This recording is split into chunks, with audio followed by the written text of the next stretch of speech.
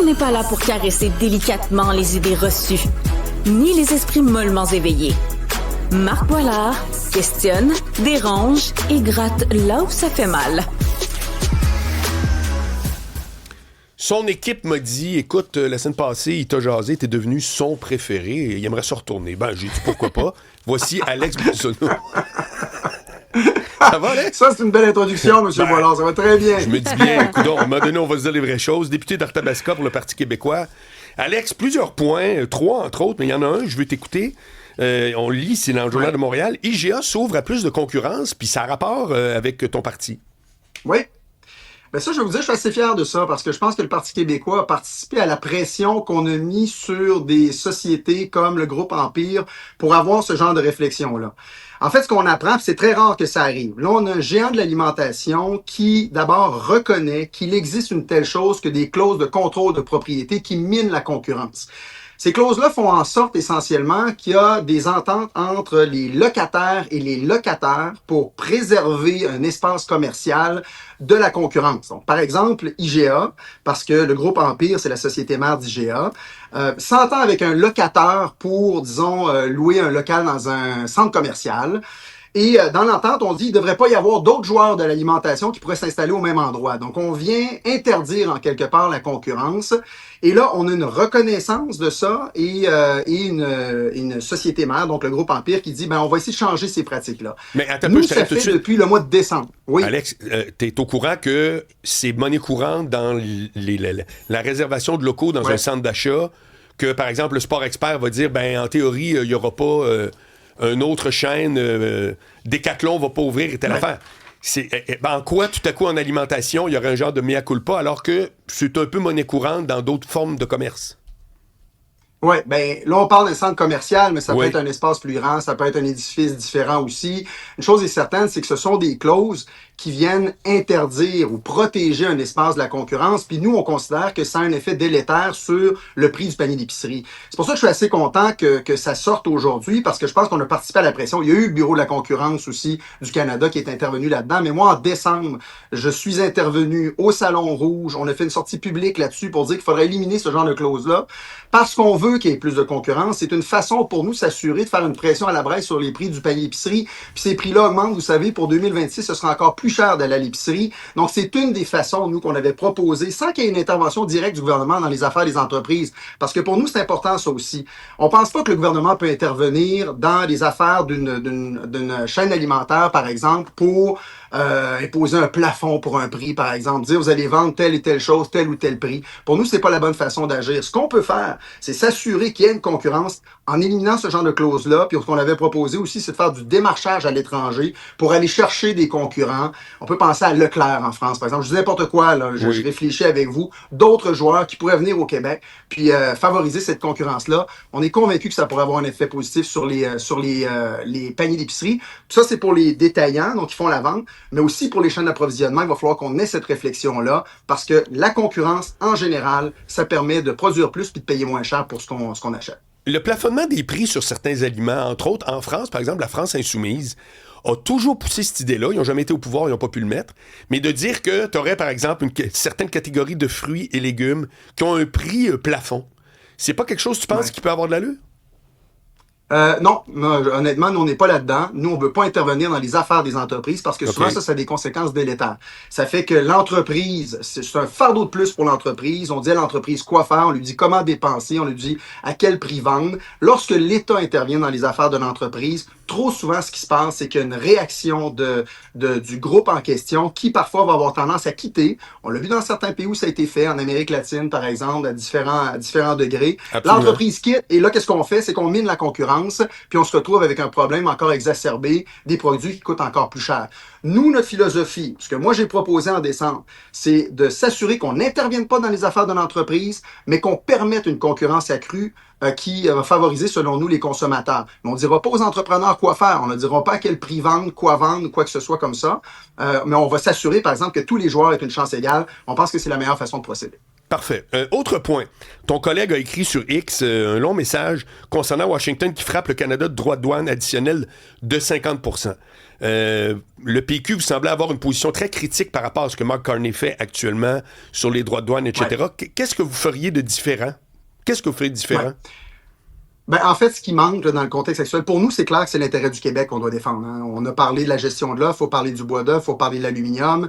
Je sais que Mark Carney, souvent, va parler de l'automobile puis de l'acier. C'est pas ce qui nous intéresse d'abord. On pense aussi au Parti québécois qu'il faut qu'il y ait une politique conséquente, cohérente et mesurée pour s'assurer que sur la durée, là, on envoie un message clair aux États-Unis et qu'il n'y ait pas un double message. Puis là, je m'explique. Premièrement, là, ce qu'il faut dire, c'est que la menace de Donald Trump, c'est une menace qui est injuste, qui est disproportionnée puis qui est illégale. Puis ça fait mal à nos entrepreneurs. Ça, c'est la première chose. On est tout à fait d'accord là-dessus. Par contre, Donald Trump et son administration, nous, on considère qu'il est encouragé ou que cette position-là est encouragée par la situation de faiblesse du gouvernement canadien à l'heure actuelle pour toutes sortes de raisons. Mark Carney, dans la politique qu'il a présentée, est souvent arrivé à des concessions sans contrepartie. La dernière en date, c'est ce qui s'est passé avec le pont Gordie Howe. Vous avez vu ça? Un pont que le Canada a payé 6 milliards plus de dollars et on n'a même pas encore ouvert le pont, qu'on s'engage à répartir également les revenus de péage. Moi, ça me fait penser à un jeune qui se fait taxer sur la cour d'école par un intimidateur. Là. C'est assez incroyable. On paye pour le pont, puis on partage les revenus. Donc, vous voyez, c'est le genre de concessions que le gouvernement fédéral fait sans contrepartie. Puis il y en a eu d'autres. L'année dernière, c'était l'abolition de la taxe sur les services numérique, c'était l'abolition aussi des contre-mesures, des contre-tarifs qui avaient été annoncés par le gouvernement fédéral. Donc, on annonce des choses comme ça, puis après ça, on fait des concessions sans obtenir quelque contrepartie que ce soit. Puis un autre élément, c'est le double jeu du Canada aussi. Mark Carney qui se présente à l'international à Davos, qui bombe le torse, qui dit là il faut être à la table, faut pas, sinon on va être au menu, il faut que les puissances moyennes se mettent ensemble. Puis là, si on lisait entre les lignes, c'était se mettre ensemble pour se préserver des États-Unis.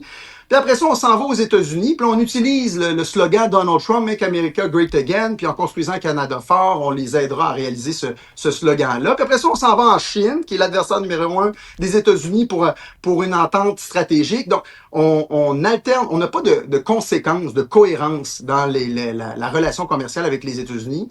Et ça, je pense que ça nous fait mal. Et pendant ce temps-là, on a Christine Fréchette, qui, à mon avis, se cache dans les jupons de Mark Carney pour ce qui est des relations commerciales avec les États-Unis. Son plan, c'est le plan de Mark Carney.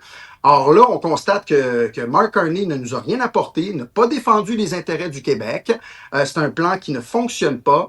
Et c'est pourtant, semble-t-il, le plan de Christine Fréchette, vous l'avez entendu, ce qu'elle a dit, elle va en parler à Mark Carney de voir qu'est-ce qu'on doit faire. Pour le Parti québécois, c'est très clair, l'intérêt national qu'on veut défendre, c'est l'intérêt supérieur du Québec. Ce sont nos enjeux, gestion de l'offre, bois d'œuvre, aluminium, c'est ça qu'on doit défendre, puis il faut le faire avec une politique qui est conséquente.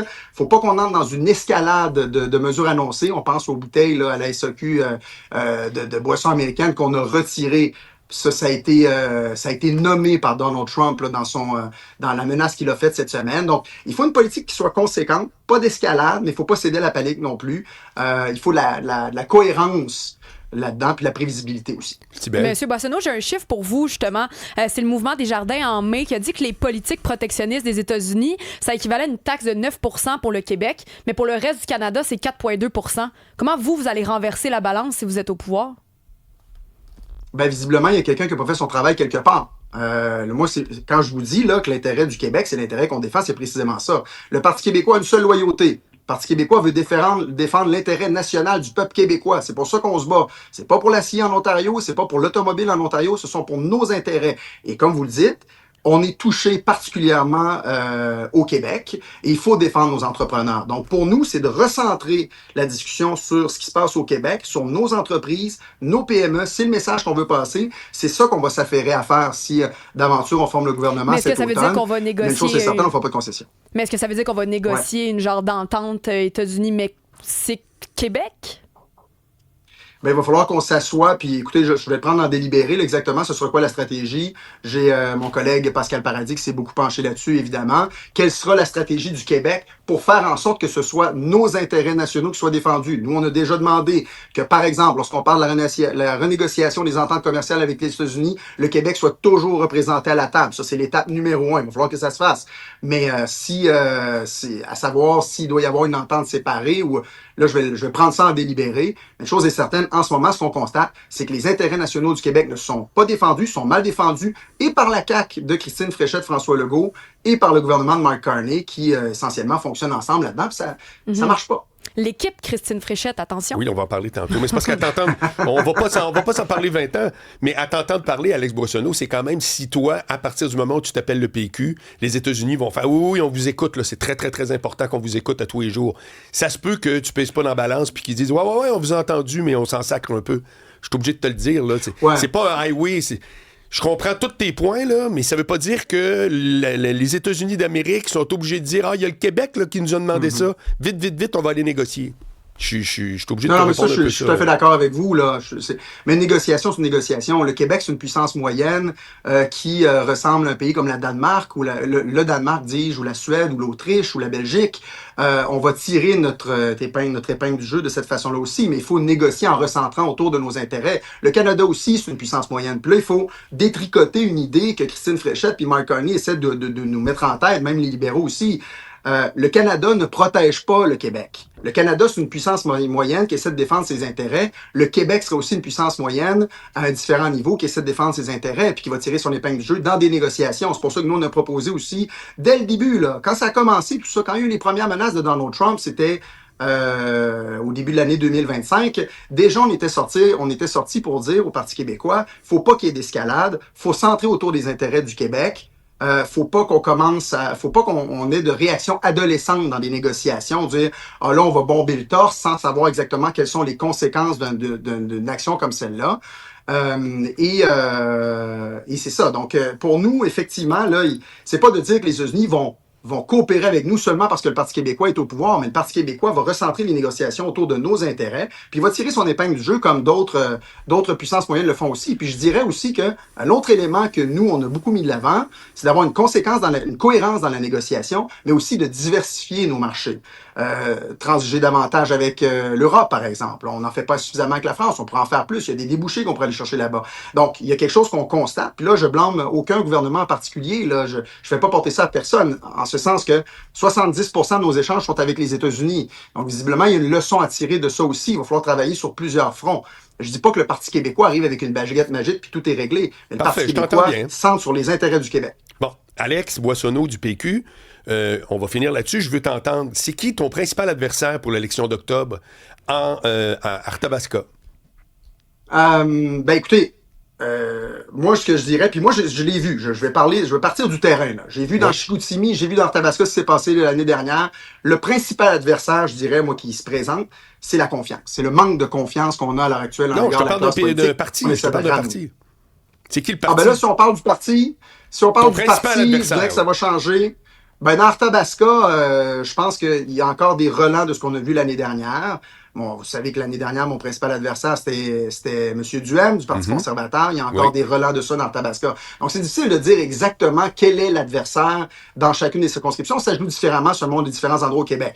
Si vous voulez parler d'une façon plus partisane, à savoir quelle formation. Chez nous, probablement le Parti conservateur, qui vit sur une espèce de relent de l'an dernier. En même temps, ça peut changer, là, puis il faut rien prendre pour acquis. Puis sur le terrain, il y a des choses qui peuvent se passer. Une élection nationale, c'est différent d'une élection partielle, il faut le dire. Mais globalement, c'est ce que je vous dirais. Bon, en même temps, on peut être surpris, il y a plein de choses qui peuvent se passer. Puis tu réponds quoi à quelqu'un qui veut voter pour le Parti conservateur à Arthabasca, de dire non, c'est le PQ qui va faire la job de ce que toi, tu penses que le PCQ va faire? Qu'est-ce que tu y réponds? Ben déjà, je vous dirais, M. Boilard, que dans la dernière année, il y a déjà des gens qui ont changé leur fusil d'épaule. Moi, j'entends des échos sur le terrain. Il y a des conservateurs qui ont vu le Parti québécois pour ce qu'il est vraiment. Parce qu'à un moment donné, c'est ça, c'est des rencontres aussi. Là. Moi, quand je parle à des gens, je parle à plein de gens qui m'ont dit « Ah, ben moi, je suis en plus vers tel ou tel parti, dans ce cas-ci, le Parti conservateur. » On a des discussions, puis je vais vous dire, souvent, ces gens-là apprennent des choses sur le Parti québécois et ceci fait en sorte qu'ils vont finalement nous appuyer. Moi, je sais qu'il y a plein de gens qui ont appuyé les conservateurs l'année dernière, qui vont nous appuyer cette fois-ci. Donc moi, je pense que ça passe par le dialogue, par nous présenter tels que nous sommes. Loyauté, confiance, loyauté au Québec. Qui croyez-vous est là pour les bonnes raisons? Qui croyez-vous a l'équipe qui va pouvoir tenir ses engagements, qui va pas promettre de la crème glacée à tout le monde, mais qui va être rigoureux dans la gestion de l'argent des contribuables? Qui croyez-vous ne sera pas là pour faire ce que la CAQ a fait dans les 8 dernières années, que ce soit avec Christine Fréchette quand elle était ministre de l'Économie ou de l'Immigration, ou François Legault avant, va pouvoir gérer l'argent des contribuables comme si c'était leur argent? Moi, je pense qu'il y a un élément de confiance qui est très, très important. Puis là, je reviens un peu à ce que je vous disais au départ. C'est pour ça que je pense que c'est un adversaire important. Moi, j'ai senti dans Arthabasca, j'ai senti dans Chicoutimi aussi qu'il y a des gens qui sont désabusés, qui ont perdu leurs convictions, qui ont été déçus par la classe politique, qui ont perdu confiance, parce que je sens une rupture de confiance entre la population puis la CAQ, malgré le changement de nom, puis malgré Christine Fréchette, l'équipe Fréchette et tout ça. Et ce que je veux, moi, c'est ramener cette confiance-là, parce qu'on veut au Parti québécois être l'alternative de gouvernement. Donc, en ce sens-là, ce sera un enjeu, je pense, qui est important, mais la confiance, pour moi, c'est la base. Puis avec cette confiance-là, il y a un corollaire, c'est la loyauté. Quelle équipe, croyez-vous, est là pour défendre l'intérêt de la nation québécoise? Merci, Alex Boissonneau, député d'Arthabasca pour le Parti québécois. Bonne chance, puis on se reparle. On se reparle la semaine prochaine, c'est ça, M. Boilard? Je sais que c'est ton plus grand rêve. Ça va être difficile de faire à lui, là. Merci, bonne journée.